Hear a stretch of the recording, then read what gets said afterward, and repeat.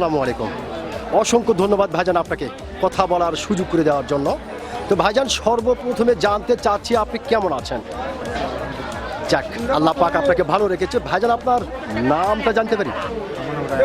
রায়হান, সুন্দর একটি নাম আপনার। তবে ভাইজান একটি কথা বলতে আমি বাধ্য হচ্ছি, সেটা হচ্ছে আপনার নাম শুনে এবং আপনাকে সামনাসামনি দেখে যেটা বোঝা যাচ্ছে আপনি প্রচণ্ড একটি সাহসী মানুষ। এটা কিন্তু ভাইজান আসলে আপনাকে দেখেই বোঝা যাচ্ছে আপনি প্রচণ্ড একটি সাহসী মানুষ। তো ভাইজান যেহেতু আপনি বাংলাদেশের একজন সচেতন নাগরিক এবং বাংলাদেশের একজন সাহসী মানুষ, সেই ক্ষেত্রে এই বিষয়টি আপনার কাছ থেকে জানতে চাচ্ছি যে আমাদের বাংলাদেশে একটি নির্বাচন হতে চলেছে। তো এই নির্বাচনকে ঘিরে বাংলাদেশের বিভিন্ন ধরনের মানুষ বিভিন্ন ধরনের কথা বলছে।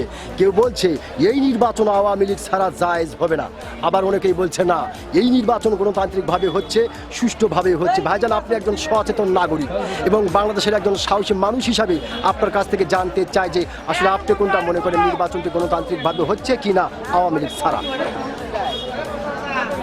নির্বাচন তো এখন সরকার নেয় আওয়ামী লীগ, জি এখন দুই দল মনে করেন নির্বাচন, জি জি আওয়ামী লীগ বিএনপি আর জামাত। জি হ্যাঁ জি জি এখন দেখা যাক, জি। তবে আমি কোনো দল করি না। আচ্ছা আচ্ছা, তবে চিন্তা ভাবনা আছে যে কাকে দিব, সেটা এখনো ভোট আমি চিন্তা ভাবনা করিনি। এখনো চিন্তা ভাবনা করেন না, হয়তো যে সময় ভোট দিতে যাবেন সেই সময় চিন্তা ভাবনা করে দিবেন।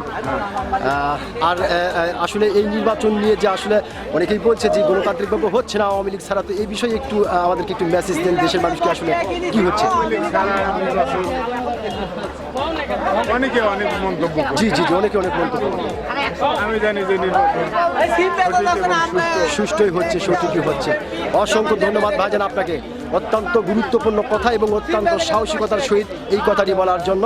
তবে ভাইজান এর জন্য কিন্তু আপনার নাম শোনার পরে আমি বলেছিলাম যে ভাইজান আপনি সত্যিকারের একজন সাহসী মানুষ, আপনি কিন্তু আপনার সাহসিকতার পরিচয় দিয়েছেন। অসংখ্য ধন্যবাদ আপনাকে।